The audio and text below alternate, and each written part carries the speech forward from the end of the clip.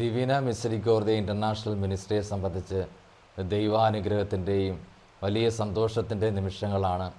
മിനിസ്ട്രിയുടെ സഹ ആത്മീയ പിതാവായ ജോസ് സെബാസ്റ്റ്യൻ അച്ഛൻ ഇന്ന് ജലന്ധർ രൂപതയുടെ മെത്രാനായി പരിശുദ്ധ പിതാവ് നിയോഗിച്ചിരിക്കുകയാണ്. ജോസ് സെബാസ്റ്റ്യൻ പിതാവിനെക്കുറിച്ച് പറയുമ്പോൾ അദ്ദേഹം പ്രാർത്ഥനയുടെ ഒരു മനുഷ്യനാണ്. അത് ഞങ്ങൾക്കെല്ലാവർക്കും തന്നെ വലിയ ഒരു മാതൃക കൂടിയാണ് അദ്ദേഹം. ഈ മിനിസ്ട്രിയുടെ ആരംഭ കാലഘട്ടം മുതൽ സജീവമായിട്ട് ഈ ശുശ്രൂഷയിലുള്ള ജോസ് സെബാസ്റ്റ്യൻ പിതാവ് ഈ മിനിസ്ട്രിയുടെ വൈദികരുടെ കൂട്ടായ്മയുടെ കോർഡിനേറ്ററായിട്ടായിരുന്നു ആദ്യം ഈ ദൈവകരുണയുടെ ശുശ്രൂഷയിൽ സജീവമാകുവാനായിട്ട് തുടങ്ങിയത്. അതിനൊരു കാരണമുണ്ട്. കാരണം ലോകരാജ്യങ്ങളെ ഏറ്റെടുത്ത് പ്രാർത്ഥിക്കുക എന്ന ദൗത്യത്തിൽ അച്ഛൻ ഏറ്റെടുത്തിരുന്ന രാജ്യം ഗയാന എന്ന രാജ്യമായിരുന്നു. എല്ലാ ദിവസവും ഗയാനയ്ക്ക് വേണ്ടി പ്രാർത്ഥിക്കുകയും അത് ആ മിനിസ്ട്രിയുടെ വാട്സപ്പ് ഗ്രൂപ്പിൽ ഗയാന എന്ന DMC ഫോർ ഗയാന അങ്ങനെ പ്രാർത്ഥിച്ചിട്ട് അദ്ദേഹം അത് അപ്ഡേറ്റ് ചെയ്യുകയും പോസ്റ്റ് ചെയ്യുകയും ചെയ്യുമായിരുന്നു. അന്നേരം ഇത് ദിവസവും ഇങ്ങനെ ശ്രദ്ധിക്കപ്പെടാൻ തുടങ്ങിയപ്പോഴാണ് ഞാൻ അച്ഛനെ വിളിച്ച് പരിചയപ്പെടുന്നതും. അച്ഛൻ ജലന്ധർ രൂപതയുടെ ചാൻസലറായിരുന്നു ആ സമയത്ത്, ആ കാലയളവിൽ. അങ്ങനെ കൂടുതൽ മനസ്സിലാക്കുവാനായിട്ട് സംസാരിക്കുവാനും തുടങ്ങി. സമയത്ത് അച്ഛൻ പങ്കുവെച്ചൊരു കാര്യം, അച്ഛനെ ആ നാളുകളിൽ അച്ഛൻ്റെ ജീവിതത്തിൽ ദൈവകരുണ ഒത്തിരി സ്വാധീനം ചെലുത്തിയതായിട്ട് അച്ഛൻ പങ്കുവെക്കുകയുണ്ടായി. ദൈവകരുണയുടെ ഡയറി വായിക്കാൻ തുടങ്ങിയതിന് ശേഷം അത് ഒത്തിരി അച്ഛൻ്റെ ജീവിതത്തിൽ ദൈവകരുണയുടെ ആഴങ്ങളിലേക്ക് നയിക്കപ്പെടുവാനും അതോടൊപ്പം തന്നെ ധ്യാനങ്ങൾ സംഘടിപ്പിക്കുമ്പോൾ പ്രത്യേകിച്ച് സിസ്റ്റേഴ്സിനൊക്കെയുള്ള ധ്യാനങ്ങൾ നയിക്കുവാനായിട്ട് അച്ഛൻ പോകുമ്പോൾ ഈ ദൈവകരുണയെ ചേർത്ത് വെച്ചുകൊണ്ട് ദൈവകരുണയുടെ ആഴങ്ങൾ ധ്യാനിപ്പിക്കുവാനായിട്ട് അച്ഛന് വഴിത്തിരിവായി. അങ്ങനെ ഈ മിനിസ്ട്രിയിൽ ദൈവകരുണയുടെ വൈദികരുടെ കൂട്ടായ്മയുടെ കോർഡിനേറ്ററായിട്ട് പ്രവർത്തനം തുടങ്ങിയ അച്ഛൻ പിന്നീട് ഞാൻ മിനിസ്ട്രിയുടെ ഇൻ്റർനാഷണൽ കോർഡിനേറ്റർ എന്ന ആ ഒരു ദൗത്യം ഒഴിയുവാനായിട്ട് തീരുമാനമെടുക്കുന്ന സമയത്ത് അതിന് പകരക്കാരനായിട്ട് ദൈവം തിരഞ്ഞെടുത്തത് ബഹുമാനപ്പെട്ട ജോസ് സെബാസ്റ്റ്യൻ അച്ഛൻ, ഇന്ന് ജോസ് സെബാസ്റ്റ്യൻ പിതാവായ ആ പ്രിയപ്പെട്ട അച്ഛനെയായിരുന്നു അന്ന് തിരഞ്ഞെടുത്തത്. അങ്ങനെ മിനിസ്ട്രിയുടെ ഇൻ്റർനാഷണൽ കോർഡിനേറ്ററായിട്ട് അച്ഛന് ഏകദേശം 1.5 വർഷത്തോളം പ്രവർത്തിക്കുകയുണ്ടായി. ഈ കാലയളവിലൊക്കെ വളരെ സജീവമായിട്ട് ദൈവകരുണയുടെ ശുശ്രൂഷയിൽ അദ്ദേഹം വ്യാപൃതനായിരുന്നു. അതോടൊപ്പം തന്നെ നമുക്കെല്ലാവർക്കും അറിയാം, കോവിഡ് കാലഘട്ടത്തിൽ എല്ലാവരും പ്രതിസന്ധിയിലായിരുന്ന സമയത്ത് എല്ലാ സമയങ്ങളിലും അച്ഛന് രാവിലെയും രാത്രിയിലും ഉച്ചയ്ക്കും എല്ലാം സമയങ്ങളിലും അച്ഛൻ ഓൺലൈനിൽ സൂം പ്ലാറ്റ്ഫോമിൽ കടന്നു വരികയും അച്ഛൻ സന്ദേശങ്ങൾ നൽകുകയും പ്രത്യേകം പ്രാർത്ഥനയും ആശീർവാദവും ഒക്കെ നൽകുകയും ചെയ്യുകയുണ്ടായി. ഇതൊന്നും നമുക്കൊരിക്കലും മറക്കുവാൻ പറ്റുന്ന ഒരു കാര്യമല്ല. കാരണം നമുക്കെല്ലാവർക്കും അറിയാം കോവിഡ് എത്രമാത്രം പ്രതിസന്ധി സൃഷ്ടിച്ചു. പ്രത്യേകിച്ച് പ്രാർത്ഥനയിൽ വരണ്ട അനുഭവത്തിലൂടെ കടന്നുപോയ എല്ലാവർക്കും തന്നെ അച്ഛൻ്റെ സാന്നിധ്യവും അച്ഛൻ്റെ പ്രാർത്ഥനകളും പ്രഘോഷണവും ഒക്കെ ഒരു ആശ്വാസമായിരുന്നു. അതോടൊപ്പം തന്നെ ഞാൻ മനസ്സിലാക്കുന്നത്, കഴിഞ്ഞ ദിവസം പരിശുദ്ധ പിതാവിൻ്റെ നിയമനത്തെ തുടർന്ന്, മെത്രാനായിട്ടുള്ള നിയമനത്തെ തുടർന്ന് അതിനുശേഷം അടുത്ത ദിവസവും അച്ഛൻ്റെ ഡെയിലി റൊട്ടീൻ അതിൽ വ്യാപൃതനായിരുന്നു.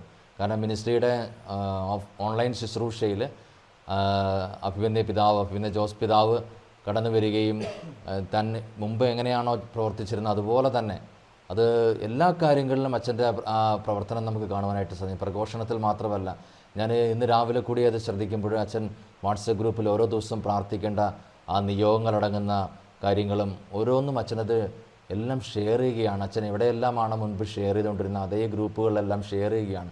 കാരണം ദൈവകരുണയുടെ പ്രവർത്തനങ്ങൾ ഒട്ടും പിന്നോട്ടല്ല, അത് കൂടുതൽ ശക്തമായി മുന്നോട്ടെന്ന് അച്ഛൻ്റെ ജീവിതം കാണിച്ചു തരികയാണ്. അച്ഛൻ്റെ ശുശ്രൂഷ വഴി അച്ഛൻ ഞങ്ങൾ കാണിച്ചു തരികയാണ്. കാരണം ഏത് അവസ്ഥയിലും ഏത് സാഹചര്യത്തിലും ഏത് ഉത്തരവാദിത്തങ്ങൾ ഏറ്റെടുക്കുമ്പോഴും കർത്താവിൻ്റെ കരുണയാണ് തന്നെ നയിക്കുന്നതെന്നുള്ള ഉത്തമമായ ബോധ്യം അച്ഛനുണ്ട്. അന്നേരം ഈ ജോസ് പിതാവ് നമുക്കെല്ലാവർക്കും തന്നെ ഒരു പ്രാർത്ഥനയുടെ മാതൃകയാണ് കാണിച്ചു തരുന്നത്. മറ്റുള്ളവരെ പ്രാർത്ഥിപ്പിക്കുവാനായിട്ട് പ്രേരിപ്പിച്ചുകൊണ്ട് പഞ്ചാബിൽ തന്നെ പഞ്ചാബി ഭാഷ സംസാരിക്കുന്നവരുടെ തന്നെ ഒരു കൂട്ടായ്മ രൂപപ്പെടുത്തുവാനായിട്ട് സാധിച്ചു. അതെല്ലാം തന്നെ അച്ഛൻ്റെ വളരെയധികമായിട്ടുള്ള ഒരു തീഷ്ണതയാണ് നമുക്ക് കാണുവാനായിട്ട് സാധിക്കുന്നത്. വളരെ പ്രധാനപ്പെട്ട കാര്യമെന്ന് പറഞ്ഞാൽ, ഈ ഒരു മിനിസ്ട്രിയുടെ ആരംഭ കാലഘട്ടം മുതൽ ബഹുമാനപ്പെട്ട ജോസ് അച്ഛന് വേണ്ടി പ്രാർത്ഥിക്കുന്ന സമയത്ത് എല്ലാവരും കാണുന്ന ഒരു ദർശനമുണ്ടായിരുന്നു. ആ വിഷൻ ഇതെങ്ങനെയായിരുന്നു? അച്ഛൻ കിരീടവും ചെങ്കോലും വെച്ചുകൊണ്ട് ഒരു മെത്രാൻ്റെ പദവിയിൽ നിൽക്കുന്ന തരത്തിലുള്ള ഒരു വിഷൻ തുടർച്ചയായിട്ട് നമ്മളത് കാണുകയും അത് ഗ്രൂപ്പിൽ തന്നെ പരസ്യമായിട്ടത് പലരും അത് ഷെയർ ചെയ്യുകയും ചെയ്തിട്ടുണ്ടായിരുന്നു. ഈ അടുത്ത കാലത്ത് ഏകദേശം ഒരു 4-5 മാസങ്ങൾക്ക് മുമ്പ് വീണ്ടും ഞാൻ ഇവിടെ ഇരുന്ന് പ്രാർത്ഥിക്കുന്ന സമയത്ത് കർത്താവിൻ്റെ ആത്മാവ് ഇങ്ങനെ ഒരു വിഷൻ കാണിച്ചത് അച്ഛൻ ചെങ്കോലും കിരീടവും ഒക്കെ ആയിട്ട് മെത്രാൻ്റെ ആ പദവിയിൽ നിൽക്കുന്നതായിട്ട്. അന്ന് തന്നെ ഞാൻ ബഹുമാനപ്പെട്ട ജോസച്ചനെ വിളിക്കുകയും അച്ഛനോട് ഇങ്ങനെ ചോദിച്ചു, അച്ഛാ ജലന്ധർ രൂപതയ്ക്ക് പുതിയ മെത്രാനെ തിരഞ്ഞെടുക്കാൻ സമയമായോ, അങ്ങനെ എന്തെങ്കിലും തീരുമാനം? അച്ഛൻ പറഞ്ഞു അങ്ങനെയൊന്നും ആയിട്ടില്ല, ഒരു കാര്യങ്ങളും ഒന്നും ആയിട്ടില്ല എന്ന് പറഞ്ഞു. ഞാൻ വീണ്ടും ചോദിച്ചു, ആ സ്ഥാനത്തേക്ക് അച്ഛൻ വരാൻ എന്തെങ്കിലും സാധ്യതയുണ്ടോ എന്ന് ചോദിച്ചു. അന്നേരം അച്ഛൻ പറഞ്ഞു ഒരു സാധ്യതയില്ല, ഞാൻ വരാനായിട്ട് ഒരു സാധ്യതയും ഇല്ല എന്നാണ് പറഞ്ഞത്. പക്ഷേ ഈ ഏതാനും മാസങ്ങൾ കഴിഞ്ഞപ്പോൾ പരിശുദ്ധ പിതാവിൻ്റെ ആ നിയമനം നമ്മൾ കേട്ടപ്പോൾ വലിയ ഒരു ദൈവത്തിൻ്റെ കരുണയുടെ ഒരു വലിയ പ്രവർത്തനമായിട്ടാണ് ഇത് കാണുവാനായിട്ട് മനസ്സിലാക്കുവാനായിട്ട് സാധിക്കുന്നത്. അന്ന് തന്നെ ഞാൻ അച്ഛനെ ഫോൺ വിളിച്ചപ്പോൾ അച്ഛന് ഇത് തന്നെയാണ് പറഞ്ഞത്, ദൈവകരുണയാണ് എന്നെ ഈ ഒരു തലത്തിലേക്ക് നയിച്ചത് എന്നാണ് അച്ഛൻ തന്നെ പറഞ്ഞത്. കാരണം അന്ന് ഞാൻ ഓർമ്മിപ്പിക്കുകയും ചെയ്തു, മുൻപ് കണ്ട ആ ഒരു ദർശനത്തെക്കുറിച്ചും അത് അച്ഛനോട് പറയുകയും ചെയ്ത കാര്യം ഒക്കെ ഓർമ്മിപ്പിക്കുകയും ചെയ്തു. കാരണം ബഹുമാനപ്പെട്ട ജോസച്ചനെക്കുറിച്ച് നമ്മൾ ചിന്തിക്കുമ്പോൾ അദ്ദേഹം വളരെ ലളിതമായ ജീവിതം നയിക്കുന്ന ഒരു വ്യക്തിയാണ്. അതോടെ തന്നെ ശാന്ത സ്വഭാവമാണ്. അതോടൊപ്പം തന്നെ സൗമ്യനാണ്. മിനിസ്ട്രിയിലും കൂട്ടായ്മയിലൊക്കെ തന്നെ ഏതെങ്കിലും തരത്തിലുള്ള രണ്ടഭിപ്രായങ്ങൾ വരുമ്പോൾ അവിടെ ഇടപെട്ട് ഒരു സമന്വയത്തിലേക്ക് നയിക്കുവാനായിട്ടും ഒരു ദൈവികമായ ഉത്തരം, ഒരു സൊല്യൂഷൻ അതിനെ തരുവാനായിട്ടും അച്ഛനെ കൊണ്ട് സാധിക്കുമായിരുന്നു. അവിടെ ഞങ്ങൾക്കെല്ലാവർക്കും തന്നെ എപ്പോഴും അച്ഛൻ്റെ സാന്നിധ്യവും എല്ലാം അച്ഛൻ്റെ വാക്കുകളും ഒത്തിരി പ്രചോദനമായിരുന്നു. ഡിവിന മിസറിക്കോർഡിയ ഇൻ്റർനാഷണൽ മിനിസ്ട്രിയുടെ കൺവെൻഷൻസ് നടക്കുന്ന സമയത്ത്, പ്രത്യേകിച്ച് മൗണ്ട് കാർമൽ ധ്യാന കേന്ദ്രം തിരുവനന്തപുരത്ത് നടന്ന കൺവെൻഷനിൽ അച്ഛൻ്റെ സാന്നിധ്യമുണ്ടായിരുന്നു. അതുപോലെ കുടക്കച്ചിറയിൽ നടന്ന ഡിവിന മിസറിക്കോർഡിയ മിനിസ്ട്രിയുടെ കൺവെൻഷനിലും അച്ഛൻ്റെ സാന്നിധ്യമുണ്ടായിരുന്നു. കഴിഞ്ഞ വർഷം ഇന്ത്യയിലെ ആദ്യത്തെ ദൈവകരുണയുടെ നാഷണൽ കോൺഫറൻസ് ദയാസാഗറിൽ വെച്ച് നടന്ന സമയത്ത് മധ്യപ്രദേശിലെ ദയാസാഗറിലും അച്ഛൻ്റെ സാന്നിധ്യമുണ്ടായിരുന്നു. അങ്ങനെ ഏത് കാര്യത്തിനും ഓടിയെത്തുകയും എപ്പോഴും ഞങ്ങൾക്ക് എല്ലാവർക്കും പ്രചോദനവും മാർഗദർശിയുമായിരുന്ന ഒരു വ്യക്തിത്വമായിരുന്നു ബഹുമാനപ്പെട്ട അഭിവന്യ ജോസ് പിതാവ്. അഭിവന്യ ജോസ് പിതാവിനെ കുറിച്ച് നമ്മൾ പറയുമ്പോൾ നമുക്കറിയാം, പാലാ രൂപതയിലെ ചെമ്മലമറ്റം 12 ശ്രീഹന്മാരുടെ നാമധേയത്തിലുള്ള ദേവാലയമാണ് അച്ഛൻ്റെ മാതൃ ഇടവക. അവിടെ അച്ഛനുമായിട്ട് അച്ഛൻ്റെ കുടുംബാംഗങ്ങളൊക്കെ ആയിരുന്ന സമയത്ത് ഒരു ദിവസം അവിടെയും അച്ഛനോടൊപ്പം പ്രാർത്ഥിക്കുവാനായിട്ടൊക്കെ സാധിച്ചു. അച്ഛൻ്റെ പ്രാർത്ഥനകളും അച്ഛൻ്റെ ജീവിതവും എല്ലാം പഞ്ചാബിൽ മാത്രം പലരിനോട് സംസാരിക്കുമ്പോൾ എല്ലാവർക്കും തന്നെ ജോസച്ചനെ കുറിച്ച് നല്ല അഭിപ്രായമാണ് പറയുവാനായിട്ട് ഉള്ളത്. ഈ മിനിസ്ട്രിയുടെ ആത്മീയ പിതാവായിട്ട് ഒരു പിതാവിനെ തിരഞ്ഞെടുക്കണം എന്നുള്ള ആഗ്രഹത്തിൽ ഞങ്ങൾ പ്രാർത്ഥിച്ചുകൊണ്ടിരുന്ന സമയത്ത് നമ്മൾ ജോസച്ചനെയാണ് ആദ്യം സമീപിച്ചത്.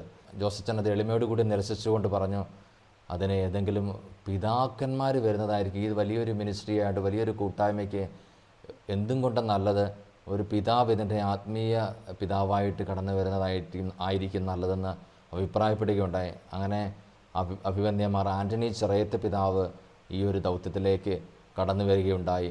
അതിനും ജോസച്ചൻ്റെ വലിയൊരു പരിശ്രമമാണ് പിതാവ് നേതൃത്വത്തിലേക്ക്, ആത്മീയ പിതാവ് എന്നുള്ള നേതൃത്വത്തിലേക്ക് കടന്നു വരുവാനായിട്ട് സാധിച്ചത്. ഇന്ന് അഭിവന്യ ജോസ് പിതാവ് ഈ മിനിസ്ട്രിയുടെ സഹ ആത്മീയ പിതാവായിട്ട് പ്രവർത്തിച്ചുകൊണ്ടിരിക്കുന്നു. ഇതിനെല്ലാം ദൈവത്തിന് നന്ദി പറയുകയാണ്.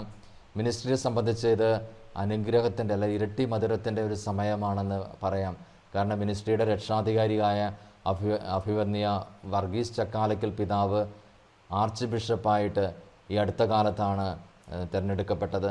അതിനെ തുടർന്ന് വളരെ പെട്ടെന്ന് തന്നെ ഇങ്ങനെയൊരു ദൗത്യം ജോസച്ചനിൽ ഇന്ന് ജലന്ധർ രൂപതയുടെ മെത്രാൻ എന്ന ദൗത്യത്തിലേക്ക് ഉയരുമ്പോൾ മിനിസ്ട്രിയെ സംബന്ധിച്ച് ഇത് ദൈവകരുണയാണെന്ന് മാത്രമേ പറയുവാൻ സാധിക്കുകയുള്ളൂ. ദൈവത്തിൻ്റെ കരുണ ഓരോ വ്യക്തികളുടെ ജീവിതത്തിലേക്ക് കടന്നു വരുമ്പോൾ അത് പുതിയ അനുഭവത്തിലേക്കും പുതിയ ദൗത്യത്തിലേക്കും ഒക്കെ ഉയർത്തുന്ന, ദൈവകരുണ ഉയർത്തുന്ന ആ വലിയ നിമിഷമായിട്ടാണ് ഇതിനെ കാണുവാനായിട്ട് മനസ്സിലാക്കുവാനായിട്ട് സാധിക്കുന്നത്. ദൈവത്തിൻ്റെ കരുണ അത്രമാത്രം ഉന്നതമാണ്. അച്ഛൻ്റെ ഓരോ വാക്കുകളിലും നിറഞ്ഞു നിൽക്കുന്നത് ദൈവകരുണയാണ്. അച്ഛൻ പ്രഘോഷിച്ചുകൊണ്ടിരിക്കുന്നത് ദൈവകരുണയാണ്. അച്ഛൻ ഈ മെത്രാൻ സ്ഥാനത്തേക്ക് അച്ഛനെ ഉയർത്തിയതും ദൈവകരുണ തന്നെയാണ്.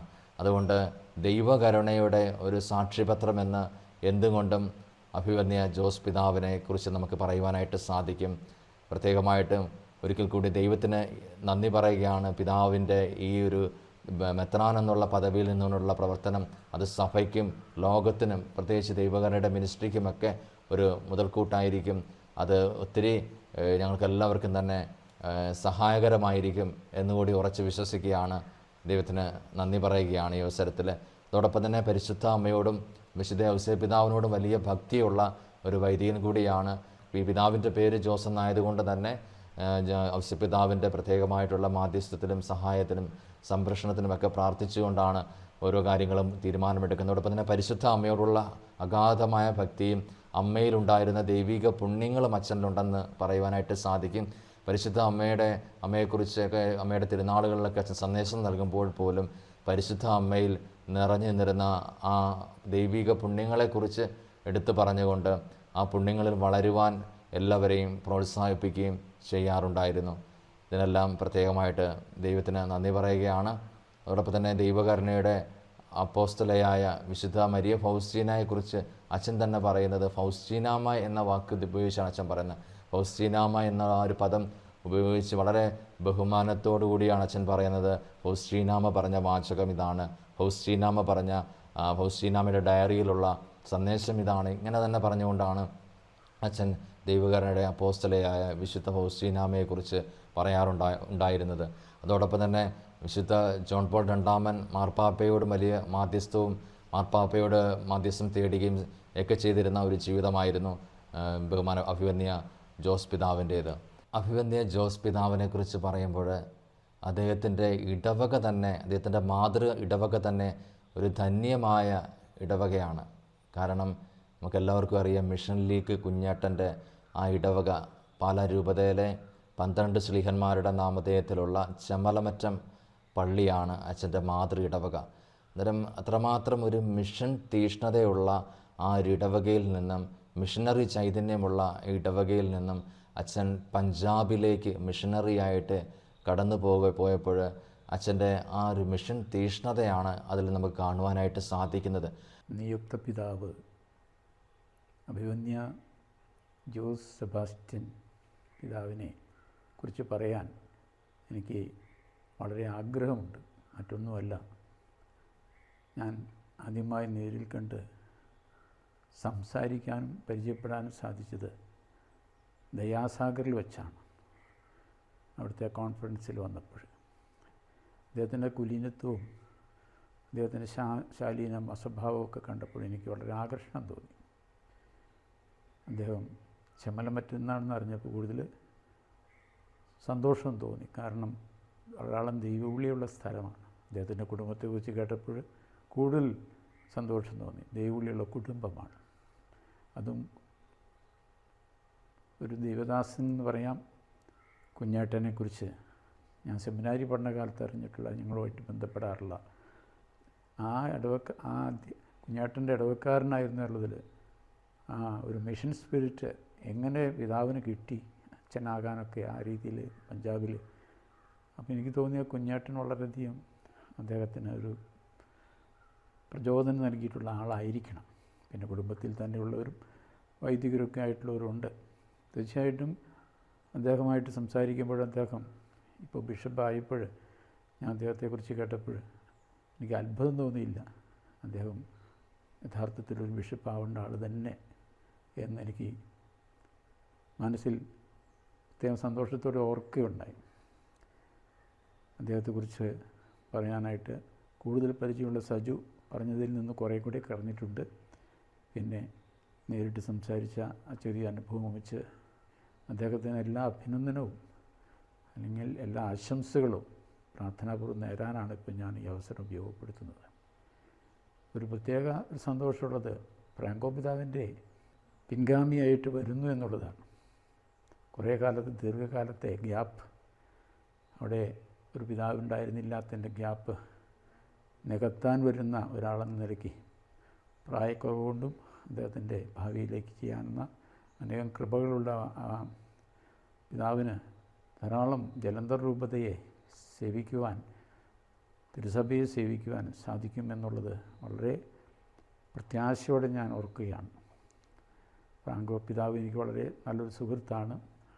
വ്യക്തിപരമായി വളരെ അടുപ്പമുള്ളൊരു പിതാവാണ്.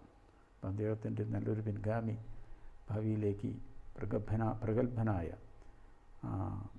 ഉപരി രൂപതയ്ക്ക് കൂടുതൽ വളർച്ചയുണ്ടാകാൻ ആത്മീയവും ഭൗതികവുമായി എല്ലാവിധത്തിലും സമഗ്രമായൊരു വളർച്ചയ്ക്ക് നേതൃത്വം കൊടുക്കുവാൻ അഭിമന്യ ജോസ് സെബാസ്റ്റ്യൻ പിതാവിന് സാധിക്കട്ടെ എന്ന് ഞാൻ ആത്മാർത്ഥമായ പ്രാർത്ഥനാപൂർവം പ്രാർത്ഥിച്ചുകൊണ്ട് അദ്ദേഹത്തിന് ആശംസിച്ചുകൊണ്ട് ഞാൻ എൻ്റെ ചുരുങ്ങിയ വാക്കുകളിലൂടെ അദ്ദേഹത്തെ കുറിച്ച് ഓർത്തുകൊണ്ട് എൻ്റെ വാക്കുകൾ അവസാനിപ്പിക്കുന്നു. നന്ദി.